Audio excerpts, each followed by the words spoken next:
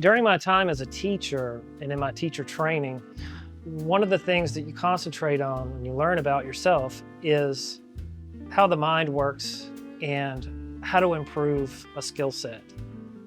And it also applies to coaching.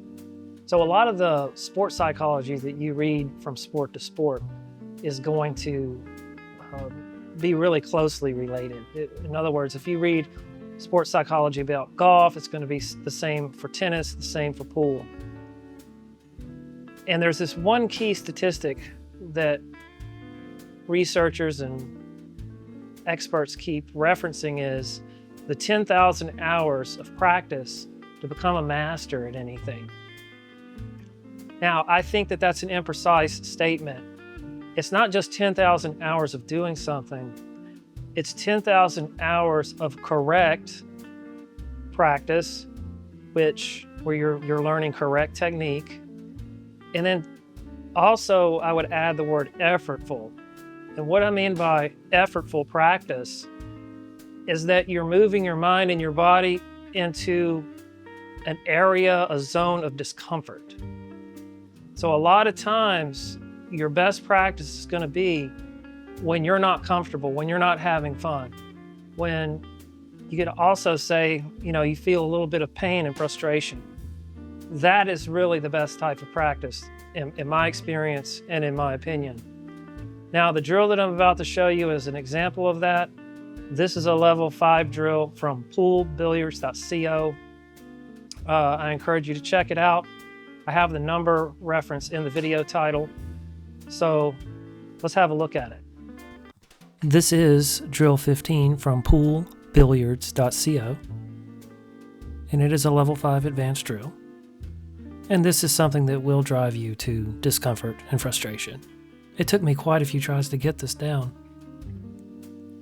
Now, like many of these other drills, this one is most difficult early on. And for the most part, you're going to be drawing and stunning one rail back for the next ball. In some cases, if you get a really deep angle on a ball for a really thin cut shot, you can pull off a 2-railer. But what you'll see here is I'm playing mostly 1-rail shots, or I'm drawing or stunning without contacting a rail for the next ball.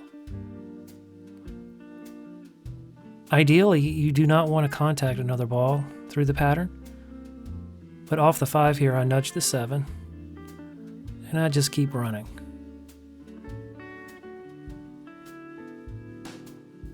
As I'm making this video, I'm still noticing some body movement that I do that I don't like. And I also had a rash of miscuing today. So you'll see me chalking a lot more between shots.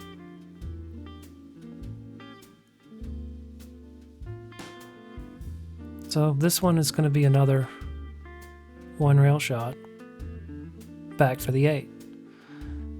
Now once you get to the 8, this is a lot easier to do.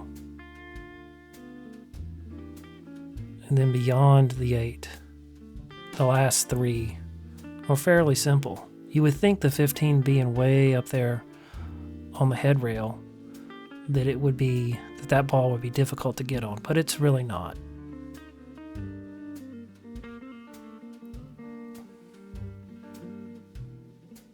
And I know I'm doing pretty well, so I'm trying to be deliberate here.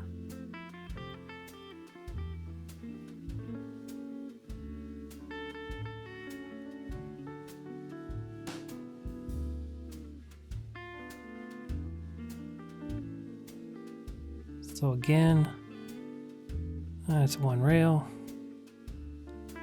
And now I'm going to be elevated just a little bit for a draw shot. You can see I'm just about straight in on this 10 ball.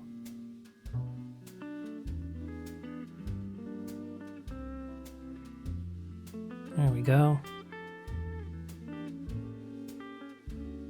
The only other, I think, major error that I made is going from the 12 to the 13. I just don't get enough on it, and I don't get a shallow enough angle, I don't feel like. but it ends up not killing this run. You'll see right there. Yeah, I just gave up on it. And now I'm just trying to kill it. This shot here, for me, the biggest peril is scratching up in that top right corner pocket. And that's what I'm thinking about right now. I'm going to bear down, cinch the shot. And this last ball is on the rail, so I'm going to go rail first and I'm going to get out.